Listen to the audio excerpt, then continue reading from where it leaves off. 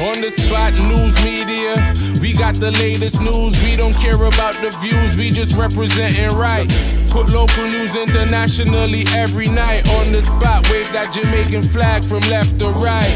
Let's get it right, y'all know the type. We ain't dealing with the hype, we make it take flight. Yeah, man, my viewers and subscribers, what go on. A blessed and wonderful Tuesday afternoon to each and every person out there tuning into On The Spot News Media. Now, my peeps, on your screen is the sole female who have been charged and convicted to be a part of a criminal organization in the Klansman Wandan faction gang trial. She has since been identified as the pastor, aka Mumma, whose birth name is Stephanie Cole Christie.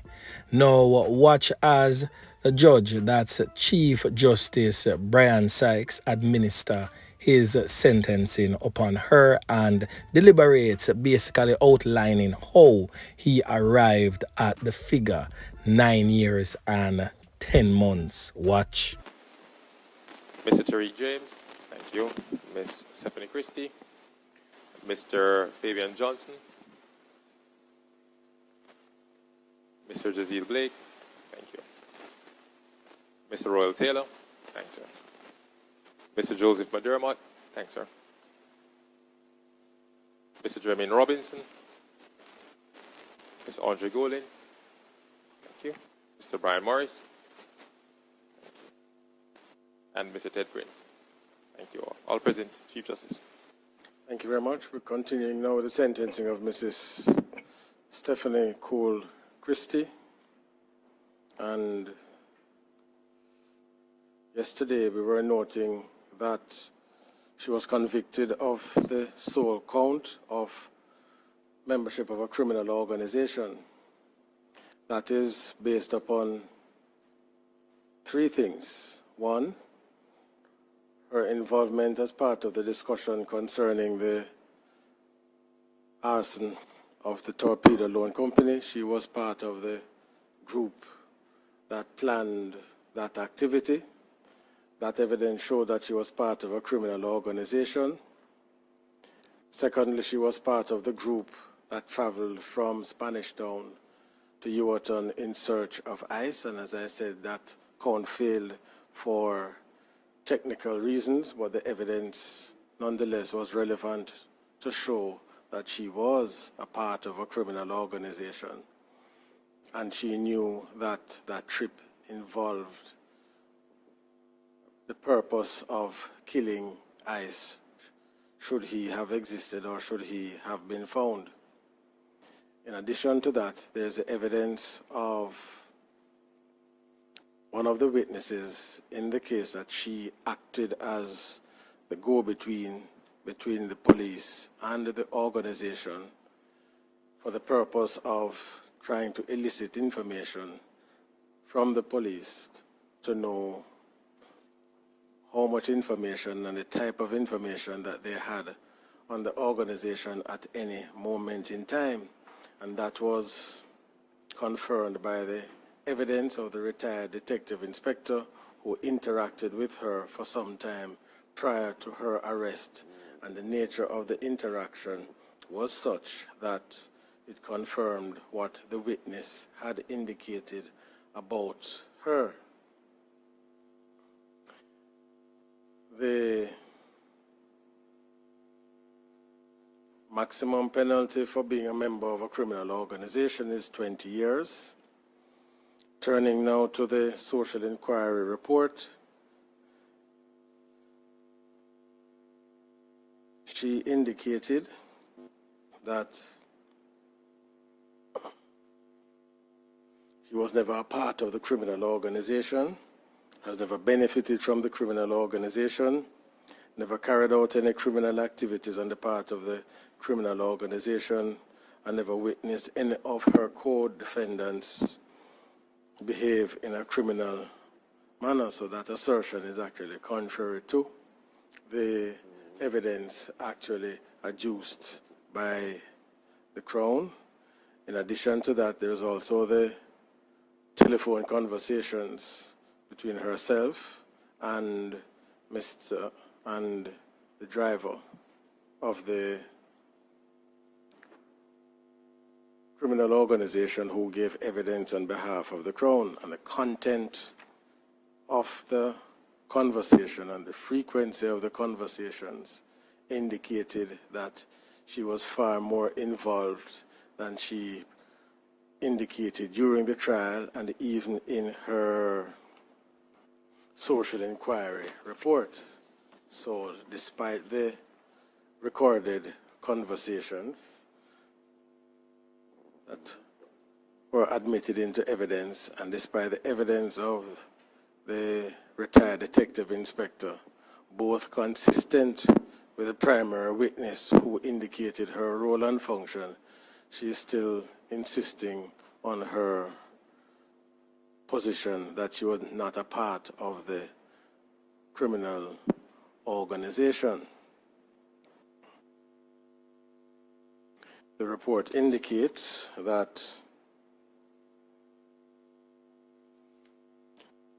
since she has been on remand, she occupies her time constructively and is a member of the choir. She works with the kitchen and salon teams wherever at this place where she is being held.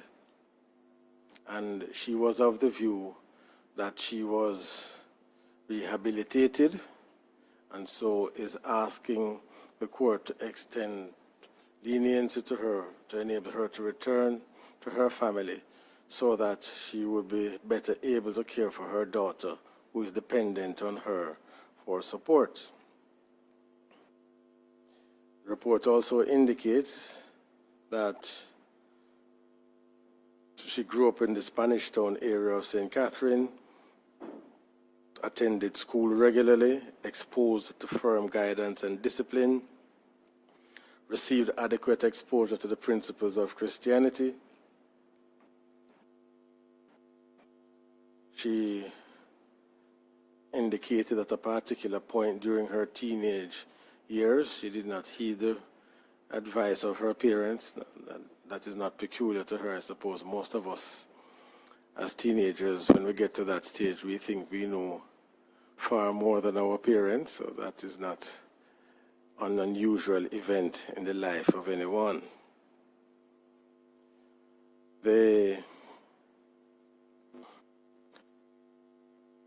She also went on to indicate that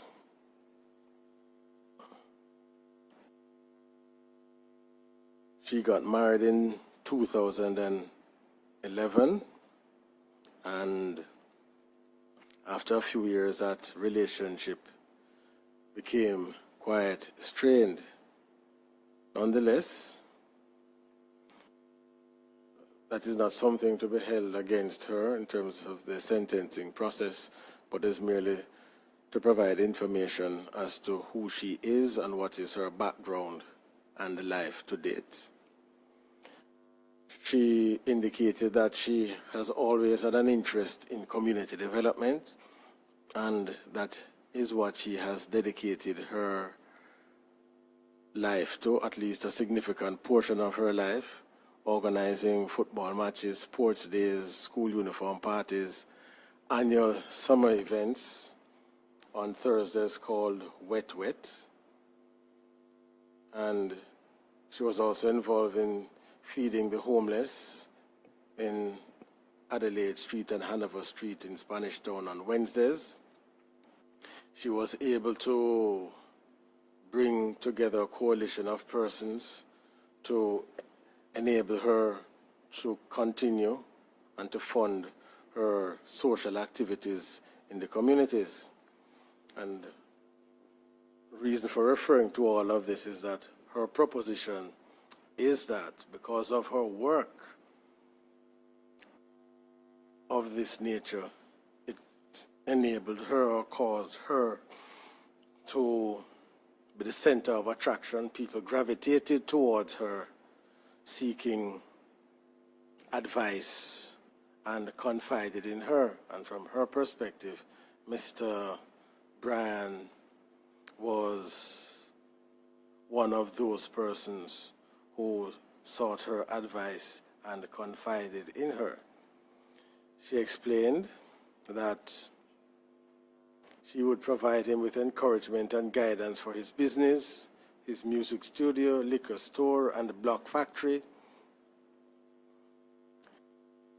She said that she continued her Christian walk and eventually was ordained as a pastor at her church,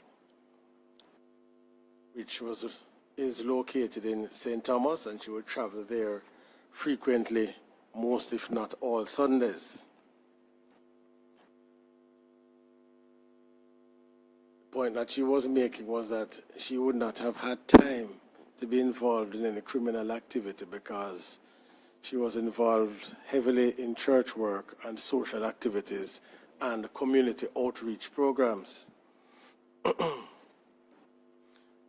Her mother was interviewed, who described her as a jovial, friendly, and nice person, and willingly extended herself to help those in need. In return, and in return, people loved and trusted her.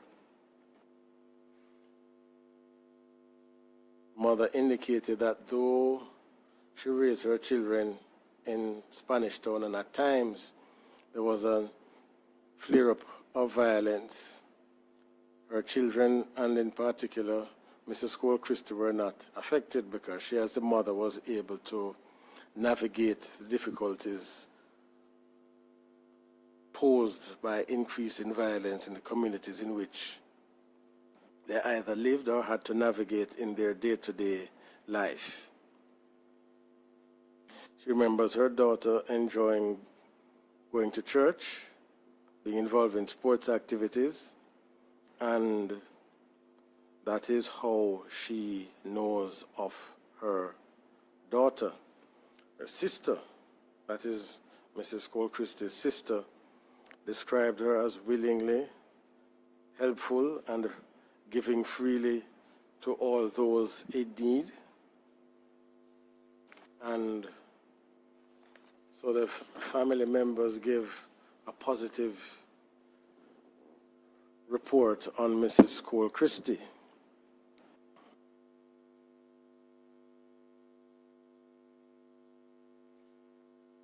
The community report from the Nugent Street area of Spanish Town. Well, not many of the residents were very forthcoming, but those who spoke said that she grew up in the community and appeared friendly, and she operated a clothing store.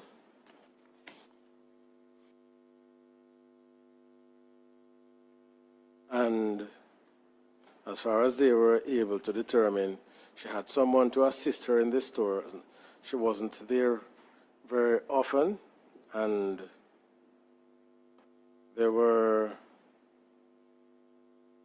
aware that she organized activities for the children of the community, but as to her other planning activities, they were unable to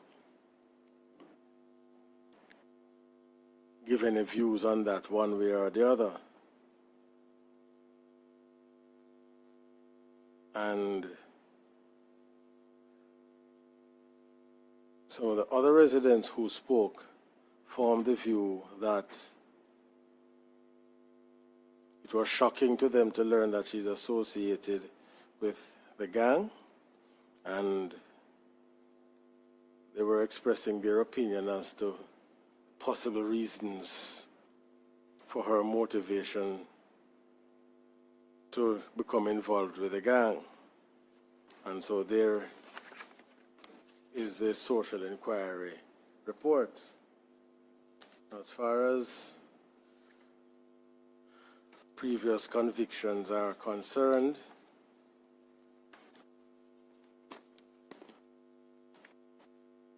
she admitted 5 previous convictions. 5 of them involved offenses of dishonesty, obtaining money by false pretenses, forgery, uttering forged documents, fraudulent conversion, possession of forged documents. The first conviction was in February of 2016, and the other four seem to be different counts on the same indictment since the date of the convictions, the 6th of October 2017. That was approximately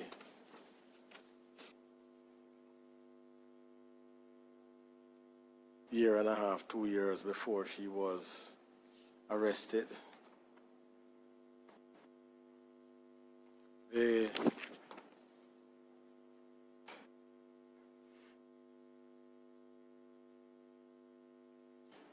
report goes on to say that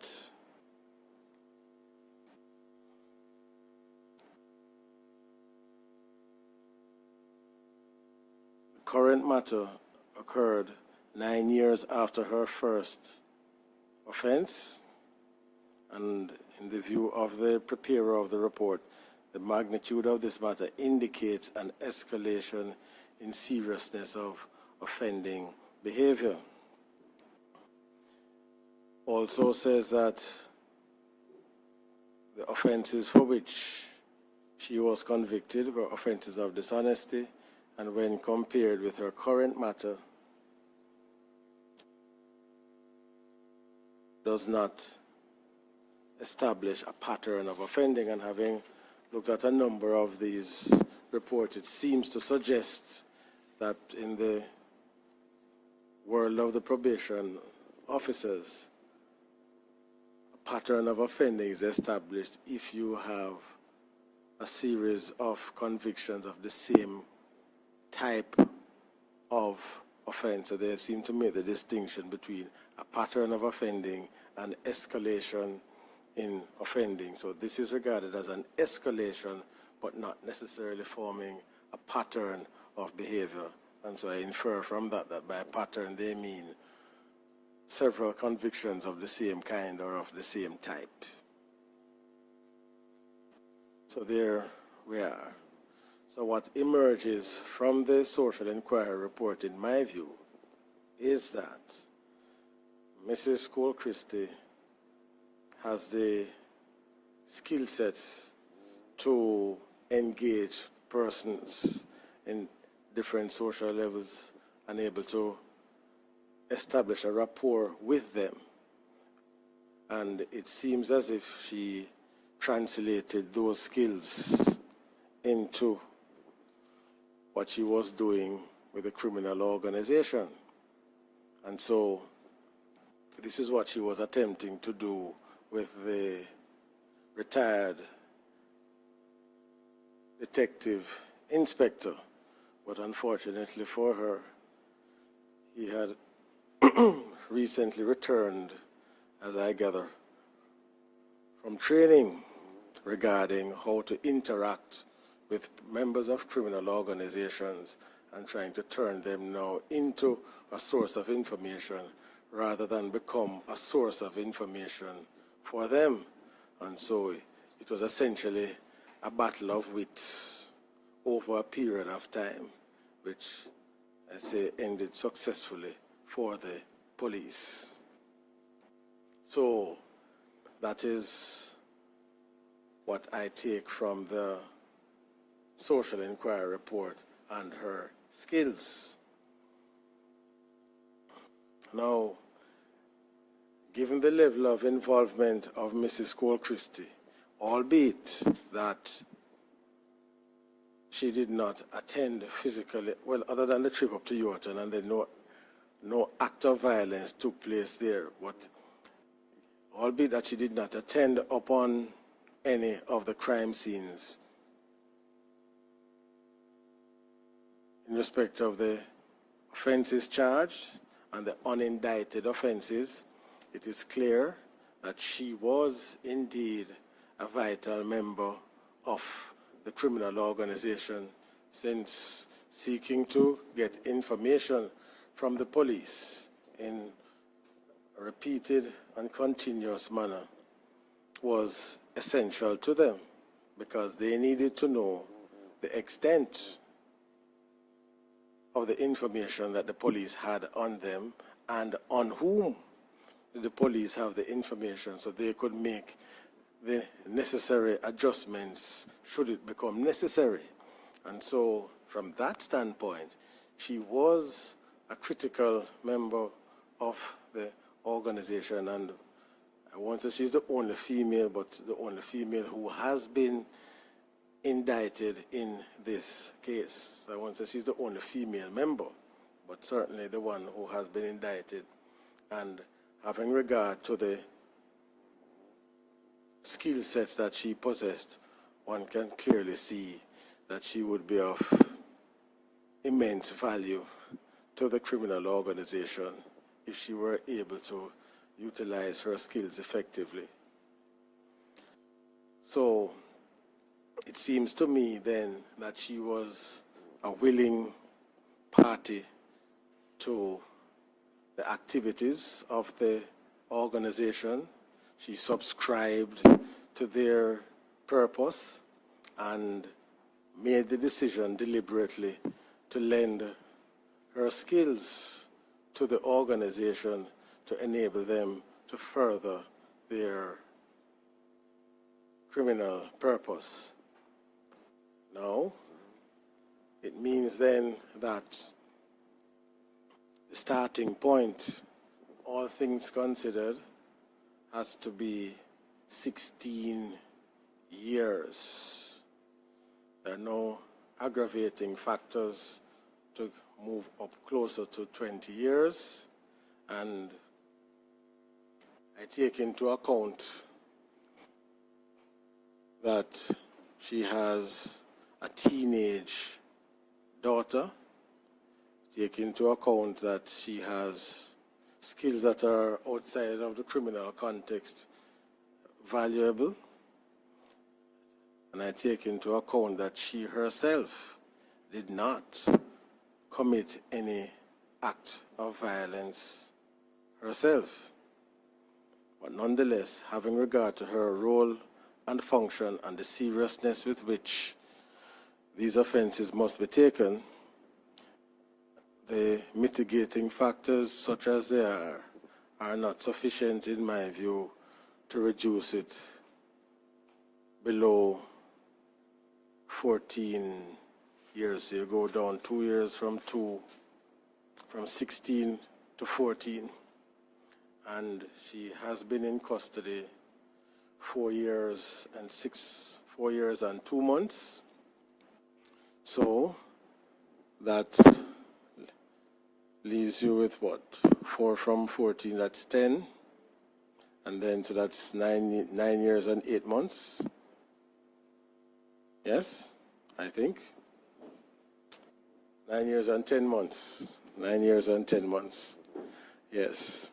So, Mrs. Cole Christie, the sentence of the court is 9 years and 2 months on the count, which charges you with 9 years and 10 months on the count, which charges you with being a member of a criminal organization. So that is it, ma'am.